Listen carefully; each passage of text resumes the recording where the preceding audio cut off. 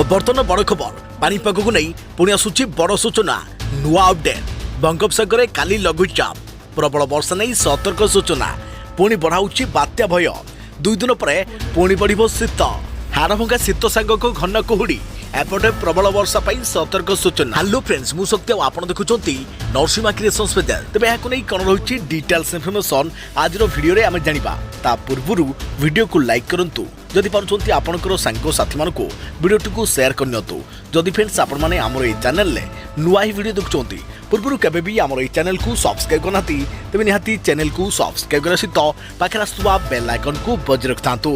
एबे शीतरे पुणी आसुछि बात्या पुणी आसुछि आउ एक लघुचाप राज्य में सुखिला पाग लगी रही बेले आसंता काली सुधा दक्षिण पूर्व बंगोपसागर सृष्टि हो पारे आउ एक लघुचाप एवं दक्षिण आंडमान सागर एक घूर्णिबलय सक्रिय रही तेज पानीपाग विभाग आकलन अनुसार आसंता काली सकाळे दक्षिण पूर्व बंगोपसागर लघुचाप क्षेत्र सृष्टि होई पश्चिम दिगरे श्रीलंका उपकूल को गति करिबो। या प्रभाव में आसंता काली ठारू निकोबर द्वीपपुंज में प्रबल वर्षा आशंका करिछि पानीपाग विभाग। तेज लघुचाप बात्यार रूप नेब कि नहीं ता परवर्ती मुहूर्त में स्पष्ट हो पारिबो किंतु वर्तमान आकलन अनुसार यार सीधा सड़क प्रभाव ओडिशा पर न पड़े भी वर्षा लगी रहिबो। तेबे सुखिला पाग लगी रही बेले आसंता 2 दिन राज्यर किछि स्थान में प्रबल अति प्रबल वर्षा बेले किछि स्थान में स्वल्परू मध्यम धरणर वर्षा सह कुहुड़ी अनुभूत हेब।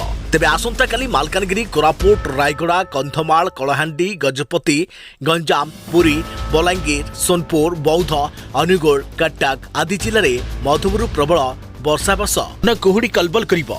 सेहिपरि परदिन गजपति गंजाम कटक ढेंकानाल बलांगीर बौद्ध अनुगुल कोरापुट रायगड़ा नवरंगपुर मालकानगिरी स्वल्परू मध्यम धरणर कुहुड़ी देखा सह किछि जिले में वर्षा हेब। तेज आगामी 2 दिन जाए रातिर स्वाभाविक तापमात्रा रे कौनसी परिवर्तन हेबाकु नथिबा बेले परे धीरे धीरे 2 ରୁ 4 डिग्री जाए पारद खसिबार संभावना रही एवं पुणी शीत बढ़िबो। तेबे एथला बर्तमान बड़ खबर पानीपाग को नहीं आगकू नुआ अपडेट पई आम चैनल सहित जोड़ी रहंतु। तो फ्रेंड्स पुणी देखाबो आउ एक नुआ वीडियो रे से पर्यंत मु रहिली जय जगन्नाथ।